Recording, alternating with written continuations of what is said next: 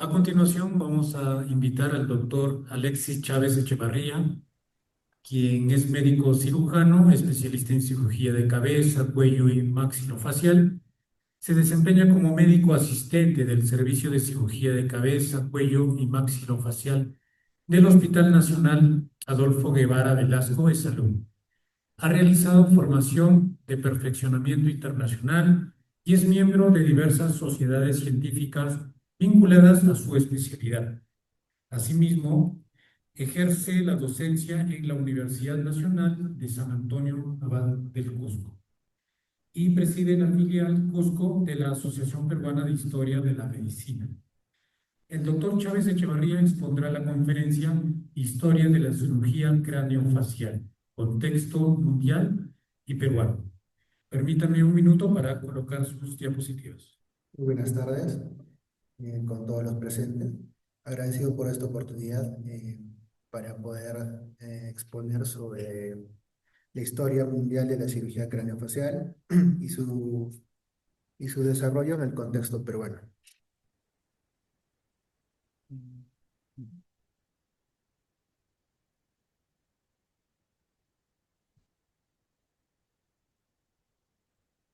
Con respecto a la cirugía craneofacial, viene a ser una especialidad o una subespecialidad médica relativamente joven, pues tiene menos de 100 años, eh, y se ocupa del estudio de las malformaciones del cráneo y la cara, ¿no? Y su resolución quirúrgica, así como también cirugías que comprometen, cirugías por tumores, malformaciones vasculares, traumatismos craneofaciales. Dentro de la historia de la humanidad, las malformaciones craneofaciales están presentes desde tiempos inmemorables. En cuanto a la cirugía del esqueleto facial, a nivel mundial, esta nace como parte de la cirugía oral y maxilofacial y posteriormente, por la necesidad que existe de conectarla con la parte del cráneo, se rompe la línea imaginaria, ¿no? Que la separa, ¿no? Separa base del cráneo y la cara, y nace una especialidad denominada cirugía craneofacial. Eh, Esto nace en Francia a partir de los años 60, que se viene a formar lo que es los primeros cirujanos craneofaciales a nivel mundial. Hoy en día, las malformaciones craneofaciales en niños en crecimiento requieren correcciones anatómicas simultáneas tanto a nivel facial como del esqueleto craneal. En cuanto a sus orígenes y evolución a nivel mundial, eh, tenemos que mencionar los antecedentes y las raíces, ¿no? Esto a nivel, lo que son en la prehistoria. Eh, Como bien dije, aunque la cirugía craneofacial como especialidad nace en el siglo XX, ya sus cimientos son milenarios, ¿no? Esto se puede ver en contextos, por ejemplo, fúnebres en los cuales se encontraron cráneos que habían sido trepanados, ¿no? Existen evidencia de cráneos en el Neolítico y en la cultura Paracas, donde se realizaron trepanaciones exitosas, ¿no? Y esto demuestra que hubo supervivencia posterior a estos procedimientos. Y en el siglo XIX, cirujanos como von Grafé y Dievenbach comenzaron a realizar osteotomías faciales rudimentarias para corregir algunas deformidades severas, aunque la falta de anestesia y antisepsia limitaban el éxito de estas cirugías. En estas dos imágenes podemos apreciar dos trepanaciones craneales. La de la izquierda es una trepanación en post-mortem y tiene esa característica, ¿no? En cambio, de la derecha es una trepanación exitosa porque ya se ve la regeneración del tejido óseo. Entonces, esto demuestra, por ejemplo, en la cultura inca, que hubo trepanaciones exitosas, ¿no? Que al estudio ya se pudo ver que se usaban medicamentos como la hoja de la coca para poder dar anestesia a estos pacientes, ¿no? Existían prácticas quirúrgicas antiguas en cráneo y rostro, como las culturas pioneras en la trepanación, podemos mencionar la cultura inca, egipcia y la india, ¿no? Estas culturas ya realizaban trepanaciones craneales con fines terapéuticos y también otros con fines rituales, ¿no? Eh, Existía un conocimiento primitivo en la antisepsia, ¿no? Había tasas de supervivencia que indican que había un entendimiento básico de antisepsia y anestesia rudimentaria en cirugías de la antigüedad. Y finalmente las evidencias de la arqueología, ¿no? Cráneos que han sido encontrados muestran señales claras de operaciones exitosas y la cicatrización que mencioné posoperatoria.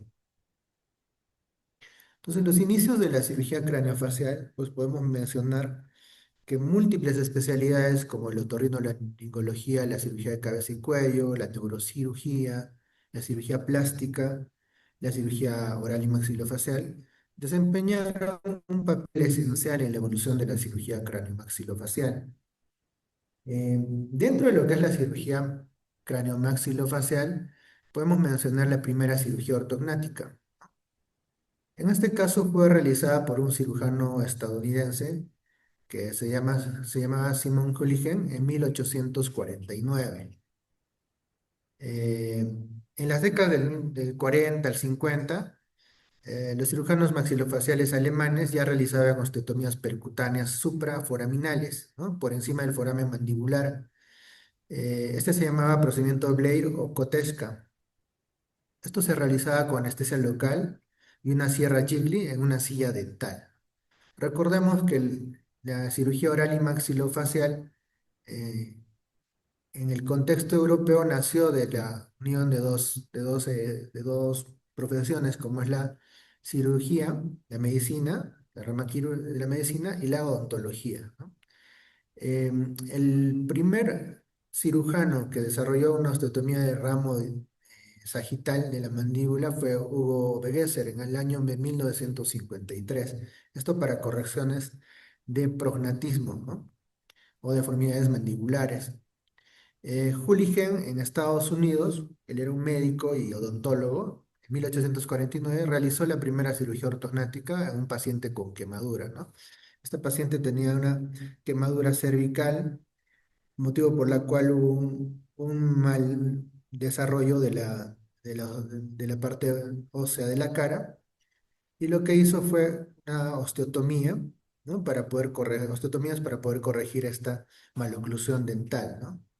Finalmente pudo corregirla y realizó cirugías secundarias para la corrección de los labios y la piel del cuello. Entonces la cirugía craneofacial, pues en sus inicios era rudimentaria y, y era muy, como vemos, como observamos estos gráficos, era compleja.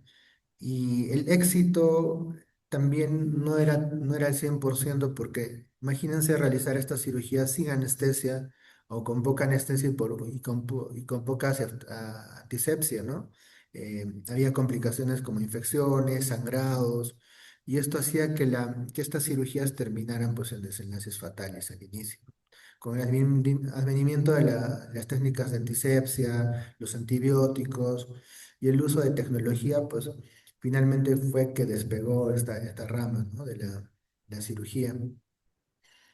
Los avances en la era moderna, como fueron las técnicas y los instrumentos, permitieron la evolución rápida de esta especialidad o subespecialidad. La introducción de la anestesia y la anestesia revolucionaron en general la cirugía, ¿no? Permitiendo procedimientos más complejos y seguros a nivel de cráneo y rostro.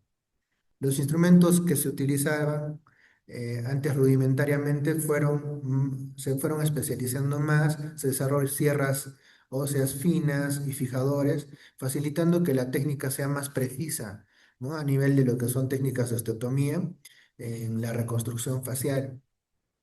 Y la cirugía maxilofacial interdisciplinaria, ¿no? El auge de la cirugía maxilofacial impulsó las innovaciones significativas en técnicas y tratamientos, ¿no? La cirugía maxilofacial no solo se deriva pues de la odontología y la medicina, ¿no?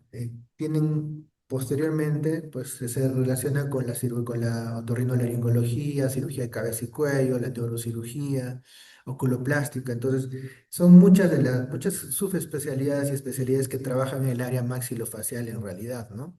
Y todo esto converge para generar lo que es la cirugía craniomaxilofacial más adelante.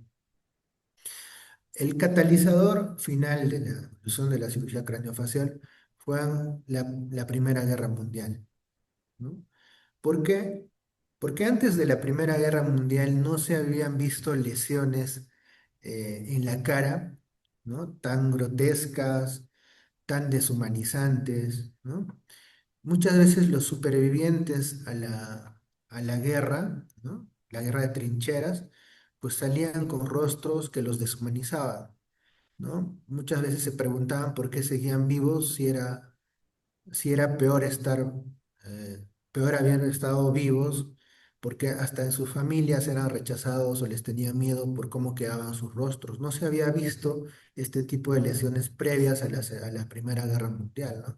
Recordemos que en la Primera Guerra Mundial se empiezan a probar proyectiles y armas de destrucción masiva, ¿no? Armas de armamento que causaban lesiones funestas en los pacientes, ¿no? Los desfiguraban.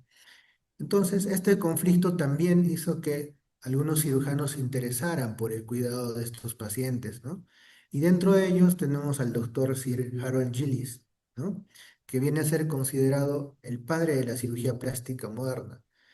El doctor Gillis no fue cirujano plástico, fue otorrinolaringólogo y quien empezó el desarrollo de técnicas de colgajos pediculados para la reconstrucción de rostros en pacientes del Hospital Sidcup en Inglaterra. Otro cirujano famoso fue el doctor Prasad Kasakyan, que fue un dentista convertido en cirujano, quien sentó las bases de la fijación maxilomandibular y el manejo de tejidos blandos. Las figuras pioneras y descubrimientos clave en este libro mencionan al doctor Carol Gillis, ¿no? Doctor Gillis, que viene a ser el padre de la cirugía plástica, ¿no? Ya mencionamos que desarrolló técnicas innovadoras para la reconstrucción facial durante la Primera Guerra Mundial, ayudando a soldados heridos, ¿no? Acá existe una obra sobre el doctor que se llama El Reconstructor de Caras, ¿no? Es una obra histórica donde relata cómo forma un club de estos pacientes que pues no eran tratados adecuadamente, ¿no? Recordemos que estas lesiones que tenían en la cara muchas veces eran reparadas con técnicas rudimentarias donde la finalidad era cerrar la herida. Imagínense pacientes con la nariz a nivel del malar, ¿no? Básicamente usaban técnicas que no les reconstruían el rostro, generaban individuos deformes, ¿no? Con formas caprichosas, no funcionales. Entonces, Gillis empezó a realizar técnicas innovadoras con colgajos faciales para poder devolver la forma y una función a ese rostro, a esa boca que eran mutiladas en la guerra. Otro gran cirujano que causa una revolución a nivel de lo que es la cirugía craneofacial es el doctor Paul Tessier, ¿no? El doctor francés. El primero era neozelandés, no era inglés, ¿no? El doctor Gillis. El doctor Tessier, francés, quien introdujo nuevas técnicas de movilización osteofacial en los años 60, ¿no? Finalmente que revolucionaron la cirugía craniofacial moderna. Estos pioneros establecieron procedimientos que mejoraron significativamente los resultados funcionales y estéticos en cirugía craneofacial.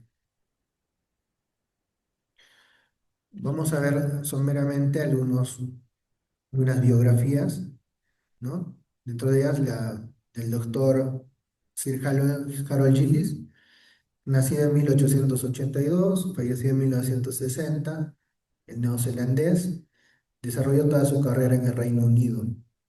Su hito principal fue, como menciono, es considerado el padre de la cirugía plástica moderna por sus avances en la reconstrucción facial, ¿no? Entonces, durante la Primera Guerra Mundial, en el Hospital de Queen's Mary fundó una unidad dedicada a reconstruir rostros de soldados desfigurados, ¿no? Esto, recordemos la batalla de las trincheras, ¿no?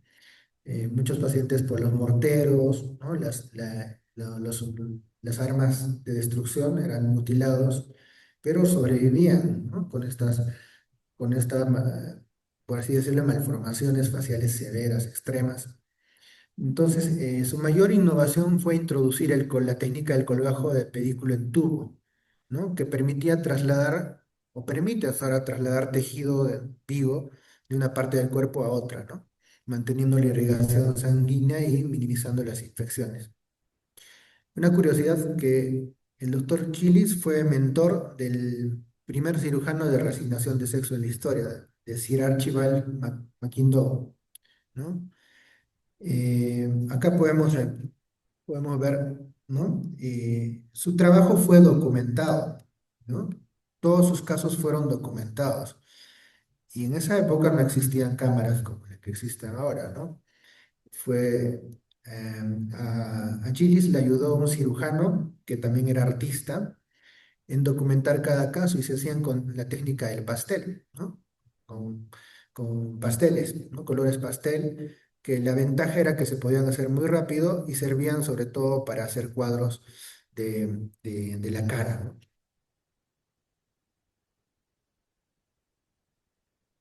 Acá podemos ver algunas imágenes de lo que son los colgajos tubulares, en este caso para una reconstrucción facial, y a la derecha podemos ver un gráfico de cómo se veían las imágenes, ¿no? Bastante parecidas. Esta es la portada de cirugía plástica de rostro publicada por el Dr. Gillis en 1920. Acá una imagen de cómo quedaban mutilados los pacientes en esa época, ¿no? En la Primera Guerra. Acá podemos apreciar básicamente, este es un paciente que ha sido múltiples colgajos para poder devolverle un aspecto más humano a la cara, ¿no? Este es el libro del que les hablaba, es escrito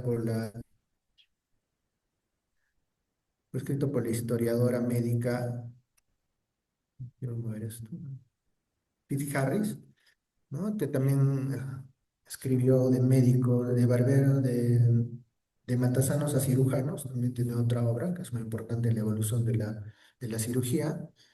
Entonces el doctor Gillis fue quien dio los pasos gigantes en la técnica de reparación facial, ¿no? Como explica la historiadora médica Lindsay Pete Harris.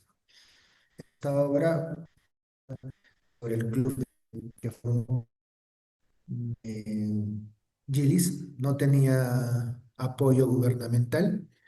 Hizo una clínica, lo que es ahora el King's Mary, gracias al apoyo de una donación de una millonaria de esa época, ¿no? Y donde hizo avances pues, para lo que es la cirugía. En el fondo podemos ver los pacientes que trató, ¿no? Es una foto real con los pacientes que fueron tratados por Gillis, ¿no? Ante la avalancha de heridos de las batallas posteriores, los recursos del Hospital Militar de Cambridge se volvieron insuficientes y un comité presidido por Gillis propuso al Ministerio de Defensa la creación de un nuevo centro de convalecencia. La aristócrata Lady Ronald puso a su disposición una propiedad de 700 hectáreas en la localidad de Sidcup en 1917, lo que actualmente es el Queen's Hospital, ¿no? La clínica donde alumbraría la cirugía plástica moderna. ¿Y por qué hablamos de cirugía craneofacial? Pues porque la cirugía craneofacial viene a ser una subespecialidad también de la cirugía plástica. Henry Thoms es el cirujano y artista inglés del que les hablé. Él fue uno de los fichajes estrella del grupo de Gillis.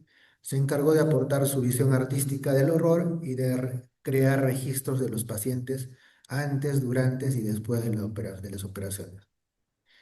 Anterior a la fotografía en color, el artista podría representar las heridas con una paleta de colores carmesí, púrpuras y verdosos, plasmando así los matices de la carne herida y infectada, ¿no? Este médico, este doctor, pintaba con estos colores pastel y algunas características, pues, por ejemplo, eran del hueso, el hueso presentaba como un color verde, ¿no? Entonces, lo que ahora se plantea es que si finalmente fue de ese color el hueso, cómo quedaban después de estas exposiciones crónicas, ¿no? Porque eran pacientes que no se trataban de inmediato, ¿no? O él así las pintaba de ese color para caracterizarlas más o que resaltasen más, ¿no? En sus imágenes. Estos son, por ejemplo, los bocetos y las ilustraciones de Gerretons para documentar su trabajo mediante dibujos de retratos al pastel, ¿no? Antes, durante la planificación y posterior a la cirugía reconstructiva. Eh, También tenemos que hablar de Anna Coleman Ladd, que fue la mujer que heredó los rostros desfigurados. Ella es una escultora francesa. Trasladó a Francia en 1917 y abrió un estudio para proporcionar máscaras a los soldados que habían sufrido grandes heridas en el cara. Estas son imágenes de las reconstrucciones de Chilis, cómo hacían la preparación previa, y estos son los bocetos de cómo estaban algunos pacientes de desfigurado, sin función. Por ejemplo, imaginarse un paciente vivo así, ¿no? Sin función de probablemente de la deglución, el habla, ¿no? Con la lengua expuesta, sin maxilar, ¿no? Entonces son heridas que nunca se habían visto hasta ese momento, ¿no? Una imagen de Harold Gillis acá a la izquierda, ¿no? Esta es una foto tomada en el quirófano, con todos los doctores que lo acompañaban. Ahora pasamos a Paul Tessier. Nació en 1917, falleció en 2008. Doctor Tessier, francés. El hito principal es el padre de la cirugía craneofacial. Antes de Tessier, se pensaba que las órbitas y el cráneo no podían ser movidos sin causar la muerte o daño cerebral. En 1967 presenta sus trabajos sobre el tratamiento del hipertelorismo y la craneosinostosis sindrómica, ¿no? Cuanto a la enfermedad de Crusoe y de Apert. Entonces, Tessier introduce lo que es el abordaje transcraneal, pero él no trabaja solo, trabaja con un grupo de neurocirujanos para aprender toda la técnica. Entonces, el legado que nos deja Tessier, por ejemplo, es la clasificación de las hendiduras faciales, del 0 al 14, y es una escala que aún sigue vigente. Y su filosofía era la unidad funcional. No solo importaba la estética, sino la visión y la respiración.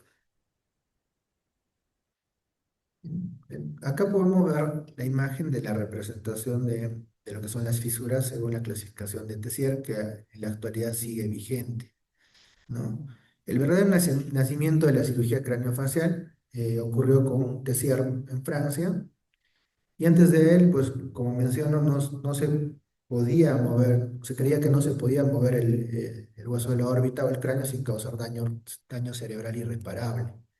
El gran avance se da en 1967. Tessier demostró que podía realizar una comunicación entre el cráneo y la cara por vía transcraneal de forma segura. Dentro de las innovaciones, Tessier diseñó la osteotomía de Lefort 3 para tratar el síndrome de Creutzfeldt y el de Apert. Introdujo conceptos de desplazamiento de las órbitas para casos de hipertelorismo y demostró que el hueso autólogo es el mejor material de reconstrucción. La importancia de reparar el hipertelorismo, que es la distancia intercantal mayor a 2,5 centímetros, es que el ser humano está diseñado para primero ver a los ojos, ¿no? Cuando vemos a un paciente con hipertelorismo, se le va a ver raro, porque es la naturaleza del ser humano reconocer esa rareza, ¿no? Por eso muchas veces mencionan que el alma se ve a través de los ojos, ¿no? Una persona con hipertelorismo no va a tener una facies normal. Entonces, por eso es muy importante. eh, a partir de esto también vienen las técnicas para la reducción de fracturas naso-órbitas por ejemplo, donde se crea un hipertelorismo traumático, ¿no? Y la idea de reparar esto es no dejarlos con hiperterrorismo, pacientes. Reducir esa distancia intercantal. ¿Para qué? Para que tenga una apariencia normal. Otro cirujano importante fue Milton Edgerton.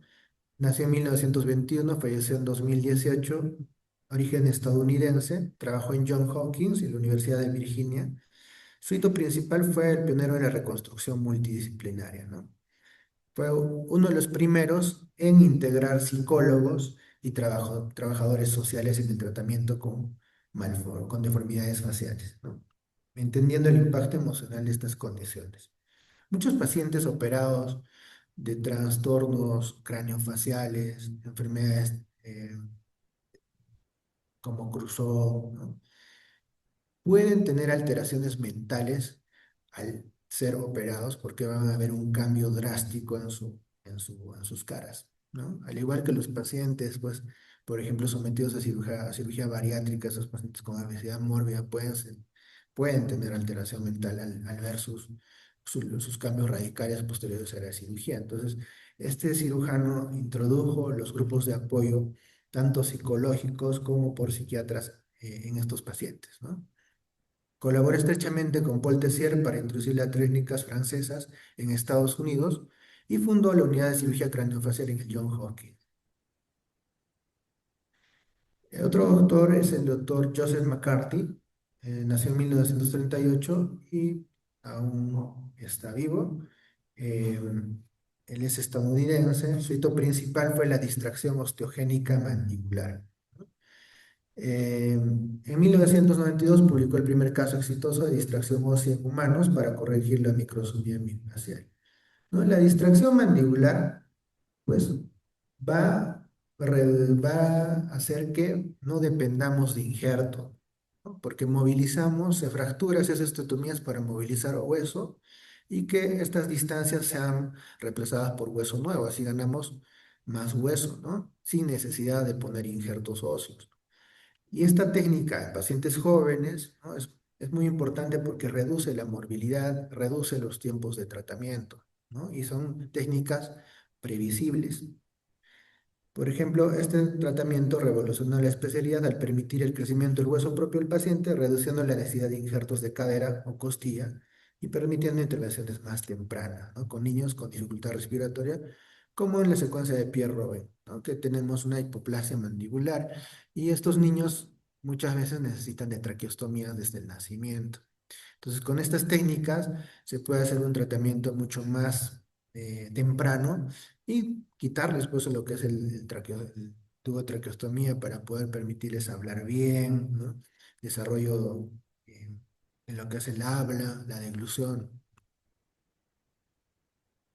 Y alguien muy importante en la cirugía latinoamericana, que es que fue el doctor Fernando Ortiz de Monasterio, mexicano, nació en 1923, falleció en 2012.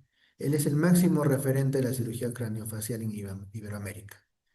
El doctor Fernando Ortiz de Monasterio fundó la unidad de cirugía plástica y reconstructiva del Hospital General de México y fue el pionero en la realización de cirugías complejas de avance frontofacial en monobloque, ¿no? Su trabajo demostró pues que la cirugía craneofacial de alta complejidad podía realizarse con éxito en países en desarrollo. Entonces, Fernando Ortiz de Monasterio forma pues los primeros cirujanos craneofaciales en Latinoamérica, ¿no?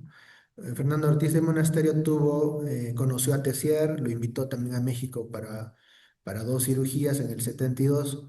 Tessier visitó el servicio de cirugía plástica en el Hospital General de México y realizaron la cirugía de la Nina Nakasón, ¿no? Que tenía la enfermedad de Cruzon, fue la primera paciente intervenida en Latinoamérica, ¿no? Aquí podemos ver cómo se usaba el avance extracraneano, ¿no? Con tipo Tessier 1 con fijación externa.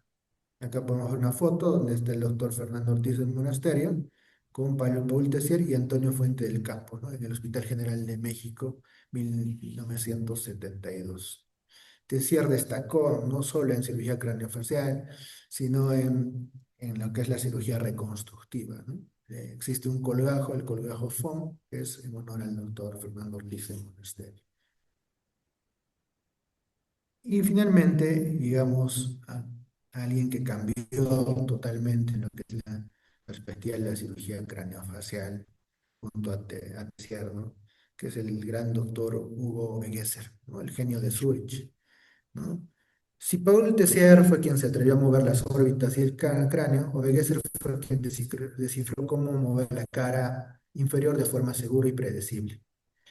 Eh, Hugo Begesser creó lo que es la osteotomía sagital de rama en 1953, ¿no? La que estamos viendo acá, que permite el avance o el retroceso mandibular. Esto se puede usar tanto en cirugía de avance o cirugía de retracción mandibular, en prognatismo, ¿no? O en hipoplasia mandibular. Eh, el Obegesser diseñó la técnica de dividir la mandíbula longitudinalmente y permitió deslizar los fragmentos óseos para avanzar o retroceder la mandíbula, manteniendo una amplia superficie de contacto óseo para la curación, ¿no? Parece algo sencillo, pero realmente es una técnica magnífica, ¿no? Porque se preserva, ¿no? Acá ustedes ven el ramo, el nervio dental, dentoalveolar, diré, y su rama mandibular, ¿no? Que va a ir con el segmento y va a deslizarse y va a permitir que haya una superficie de contacto amplia para poder hacer la osteosíntesis. Entonces, Tessier trabajó en Zurich, ¿no? Cambió la vida de muchos pacientes que hasta ese momento no tenían forma de tratarlos, ¿no? Por ejemplo, él revisó, esos son sus pacientes, ¿no? A los 10 años y a los 20 años, ¿no? Después de operados, y 25 años después. Entonces, ¿cómo nace el origen de esta osteotomía? Antes de Obegueser, las intervenciones de la mandíbula eran externas, se dejaban grandes cicatrices y tenían resultados impredecibles, ¿no? En 1953, mientras trabajaba en la Universidad de Zurich, desarrolló la osteotomía sagital de rama mandibular, esta que vemos acá, ¿no? Entonces, esto permite mover este segmento mandibular, ¿no? Donde necesitemos, ¿no? Si queremos avanzar o reducir el tamaño mandibular. Combinada con la LEFOR 1.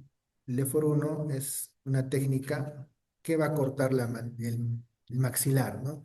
Entonces pueden hacer avances tanto maxilomandibulares o retrocesos, ¿no? De estas dos estructuras, ¿no?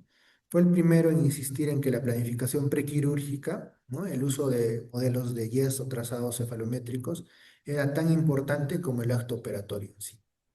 Y actualmente creo que la mayoría de cirugías de este tipo, por no decir 100%, tienen preparación prequirúrgica y simulación previa de la cirugía, ¿no? La cirugía de modelos, que es el que la denominamos, ¿no? Se hacen los cortes en la computadora o en modelos 3D antes de realizarlos en el paciente, ¿no?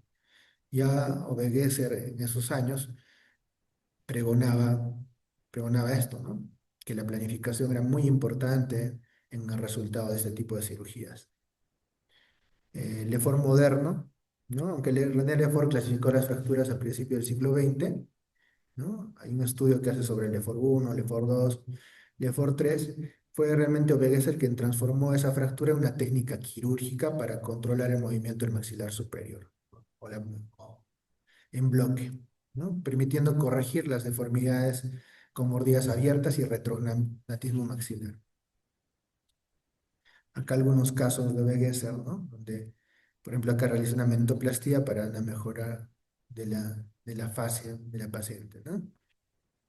O cirugías mucho más complejas en las que tiene que tratar, eh, hacer osteotomías del ángulo de la mandíbula para darle la mejora facial, ¿no? Igual cirugías mucho más complejas donde aquí tiene que combinar técnicas de, de reducción de este hipertelorismo con osteotomías a nivel de la región fronto-orbitaria, ¿no? Entonces, la conexión con Paul Tessier eh, se realiza en 1965. Paul Tessier viajó a Zurich para ver a operar a Wegeser. Y Tessier toma las técnicas de Wegeser y las subió hacia la base del cráneo y las órbitas. Entonces, este encuentro realmente cambió la historia de la cirugía craneofacial, ¿no? En 1965, Paul Tessier eh, ingresa a la sala de Obegeser. Tessier queda asombrado al ver cómo Obegeser movía los maxilares enteramente desde la boca, dentro de la boca. Y este intercambio pues, fue el Big Bang de la especialidad, ¿no? Tessier aportó el abordaje de cráneo y órbitas y Obegeser el abordaje inferior, de maxilares y la oclusión. Entonces juntos completaron el mapa de rostro. ¿Por qué a veces se separan las especialidades? En la actualidad ya existe la especialidad de la cirugía cráneo maxilofacial. La denominación cambia en Europa, cambia en Estados Unidos, cambia en Latinoamérica, cambia en Asia, pero básicamente los cirujanos que se dedican a estos territorios eh, tienen que subespecializarse en algo específico. No existe, o hay pocos cirujanos que se dedican a todo el espectro de la cirugía cráneo maxilofacial en sí, ¿no? Tiene tanto un aporte en lo que son malformaciones craneofaciales, reconstrucción facial, trauma facial y la parte oncológica. Un resumen de lo que ya hablamos. Y la expansión de refinamiento fue a partir de 1980 al año 2000, ¿no? Discípulos de Tessier llevaron las técnicas a todo el mundo, integrando nuevas tecnologías como la distracción osteogénica y la imagenología, ¿no? En cuanto a la imagenología, creo que fue un aporte muy valioso porque en la actualidad sin tomografía, pues uno no puede trabajar estos casos, ¿ya? Y la imagenología también nos permite hacer simulación 3D, ¿no? Cirugía de modelos, cirugía en sistemas, software que predicen cómo va a quedar un paciente, ¿no? Predicen porque no siempre va a terminar así, ¿no? Entonces, la tecnología, pues el mayor hito de la cirugía cráneo-maxilofacial ha sido el trasplante facial en realidad. El primer trasplante de cara se realizó en el año 2005. Fue un trasplante parcial de cara, se realizó en Francia y fue el que marcó el límite actual de la reconstrucción craneofacial. Si bien es cierto, son cirugías que todavía no se puede controlar el tema de la inmunidad porque hasta el momento fallecieron gran parte de los pacientes sometidos a trasplante facial, pero es un avance, ¿no? Para pacientes que tienen por ejemplo, una imposibilidad para hacer reconstrucción facial sin cambiar todos estos componentes de la cara, ¿no?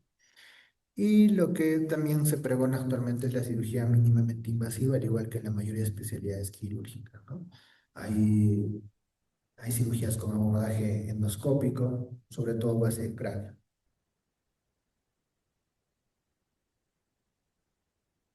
Principales hitos de avance, ya mencioné la distracción osteogénica, la reconstrucción con colgajos libres. Por ejemplo, aquí hablamos de microcirugía, ¿no? Para realizar colgajos de peroné, escápula, para poder, eh, sobre todo, reconstruir dos resecciones oncológicas de base de cráneo, de la cara, mandíbula. Y estos van a traer pues, mejoras en resultados de calidad de vida. Nuestras técnicas innovadoras reducen complicaciones y mejoran la recuperación de la calidad de vida a largo plazo. En cuanto a materiales y tecnología médica, tenemos biomateriales biocompatibles. En la actualidad, pues el material más usado es el titanio, ¿no? Para las mini placas, las mallas, pero también existe el PIC, ¿no? El PIC permite moldear estructuras, básicamente podemos reemplazar estructuras óseas con este material, ¿no? Se hacen bioimpresiones. El problema es que es un material que puede infectarse si está en zonas donde va a haber contacto con el aire, por ejemplo, en los senos, o puede exponerse y se echa a perder y es muy caro.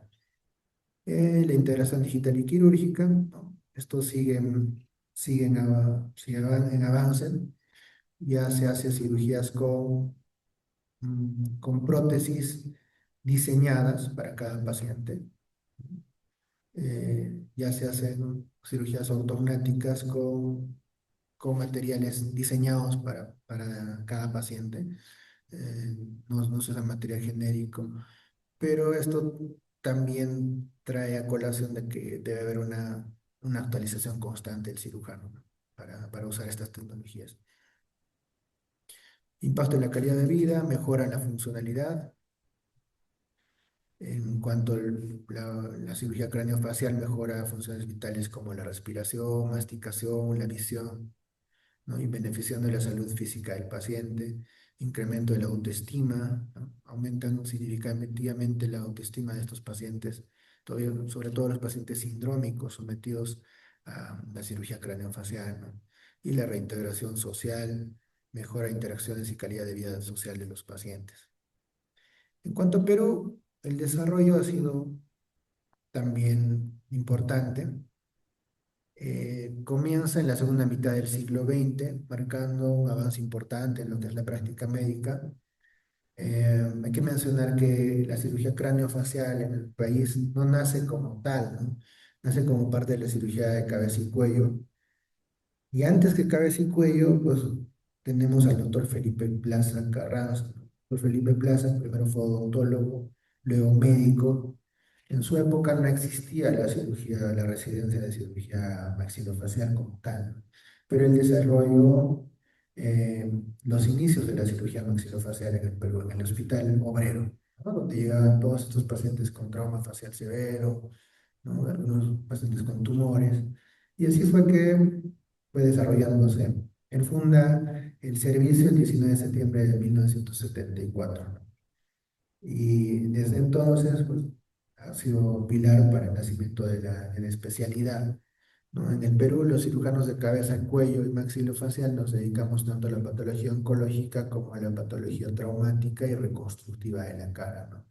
Y la cirugía craneofacial como tal en el Perú no existe, ¿no? No existe como subespecialidad. Es algo que compartimos con cirujanos, neurocirujanos, con otorrinolaringólogos, con cirujanos bucomaxilofaciales. Entonces, lo que viene a futuro es pues generar una especialidad formal, ¿no? Una especialidad formal con residentado médico, que todavía estamos a medias, ¿no? Eh, pero sí integramos muchos de los procedimientos de lo que es la cirugía craneofacial. El doctor Felipe Plaza Carranza comprendió que el tratamiento de las patologías del rostro y el cuello requería una formación muy especializada. En todas las instancias de vanguardia como Estados Unidos y Europa, donde absorbió las técnicas de reconstrucción postraumática y oncológica que se habían perfeccionado tras la Segunda Guerra Mundial. Fue uno de los primeros en aplicar principios de cirugía plástica reconstructiva integrados a la patología oncológica de cabeza y cuello. Antes de esto, los cirujanos de cabeza y cuello eran cirujanos resectivos, netamente resectivos. ¿A qué me refiero? Operaban un cáncer y dejaban al paciente sin reconstruir, ¿no? Muchas veces se encargaban los servicios de cirugía plástica, ¿no? Pero con el devenir de los tiempos tenían que también formarse en la parte reconstructiva, ¿no? Y hoy es así, ¿no? Que un cirujano de cabeza y cuello maxilofacial está capacitado para poder dar una reconstrucción postquirúrgica. Existen colegas que se dedican exclusivamente a la microcirugía reconstructiva del macizo facial, ¿no? Con colgajos microquirúrgicos como de peroné, escápula, ¿no? Como es la vanguardia a nivel mundial, ¿no? Entonces, a partir del hito del Hospital Almenara, pues nacen varios servicios de cirugía de cabeza y cuello y maxilofacial, ¿no? Eh, Recordemos que el doctor Felipe Plaza no solo trabajó en el Almenara, ¿no? En esa época podían trabajar hasta en 4 o 5 hospitales, ¿sí? Hasta la ley, que hubo una ley posterior que se debía nombrar en un solo hospital y él eligió el Hospital Almenara. Eh, entonces, bajo su jefatura, pues se convirtió en la cuna de la especialidad y luego formó las primeras generaciones de especialistas, ¿no? En la cirugía craneofacial, en el contexto del Perú contemporáneo, pues podemos mencionar que se hacen cirugías de última generación, Podemos hablar al Instituto Nacional del Cáncer, el INEM, donde se hace reconstrucción microquirúrgica para esos defectos grandes. En el Hospital del Niño, ¿no? De Breña y el de el otro hospital San Borja. de San Borja también se realizan cirugías complejas de craneofaciales, ¿no? En el Hospital Loaiza. Entonces, hay convenios también con instituciones que vienen a hacer campañas y de las cuales se aprende, ¿no? Se aprenden las técnicas para que también podamos ser independientes de ello. La idea no es siempre pues hacer campañas porque tenemos que atender a estos pacientes los 365 días del año, ¿no? Y esa es la idea, ¿no? No solo por campañas, ¿no? Y acá en Cusco pues tratamos de descentralizar también este tipo de cirugía. Muchas veces pedimos apoyo a nuestros colegas de Lima para algunos tipos de cirugía compleja, ¿no? Para que nos puedan apoyar. Entonces, la conclusión, la cirugía craneofacial es un legado global con un impacto local en Perú. Eh, Aún estamos en evolución y esperemos pues, que en unos años podamos tener una formación completa, ¿no? Que incluya un residentado para subespecialidad, ¿no? Como ya lo tiene Brasil, lo tiene Colombia y lo tiene por ahí otro país, ¿no? Sobre todo Brasil, por ejemplo, que abre la especialidad, la subespecialidad para cirujanos de cabeza y cuello, cirujanos plásticos y otorrino laringólogos y neurocirujanos. Entonces no es una especialidad, bien, es una subespecialidad. Acá en Perú usamos técnicas de cirugía cráneo maxilofacial. No abordamos, no somos cirujanos craneofaciales como tal, pero sí trabajamos el espectro de la cirugía cráneo-maxilofacial con servicios de otorrino, servicios de neurocirugía y bucomaxilo. Bueno, eso sería todo. Agradezco a todos los presentes. Muchas gracias.